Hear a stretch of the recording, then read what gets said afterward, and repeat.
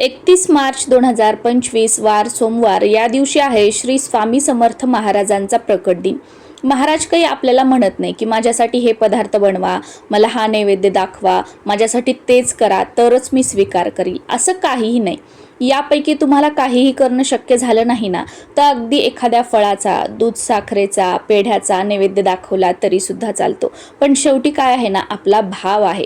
त्यामुळे या दिवशी स्वामींच्या आवडीच्या पदार्थांपैकी कोणत्याही एका पदार्थाचा नैवेद्य दाखवला तरी सुद्धा चालतो। स्वामींच्या आवडीच्या पदार्थांपैकी सगळ्यात पहिला पदार्थ आहे तो म्हणजे बेसनाचे लाडू।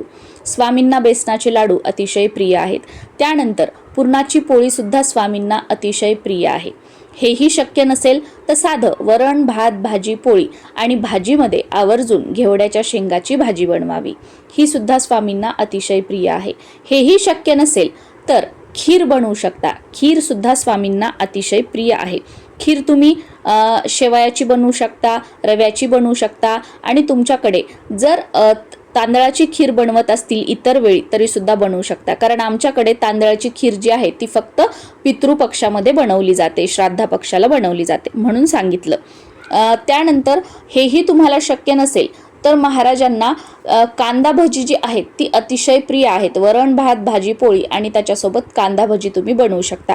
इतर देवी देवतांना आपण कांदा लसूणचा वापर करत नाही, पण महाराजांना कांदा भजी ही प्रिय आहेत म्हणून आपल्याला कांदा घालून जी आहेत भजी बनवून त्याचा नैवेद्य महाराजांना तुम्ही दाखवू शकता। बाकी इतर पदार्थांमध्ये लसणाचा वगैरे वापर करू नका। कांदा भजी प्रिय आहेत म्हणून फक्त भज्यामध्ये तुम्ही कांदा वापरू शकता।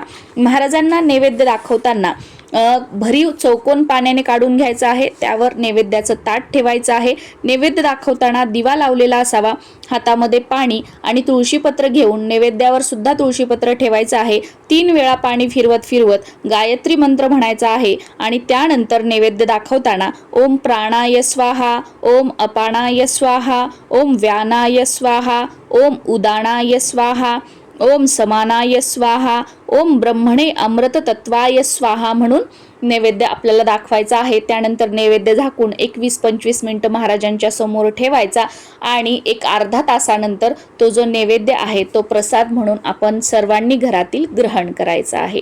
नमस्कार, तुम्हा सर्वांना श्री स्वामी समर्थ प्रकट दिनाच्या खूप साऱ्या शुभेच्छा।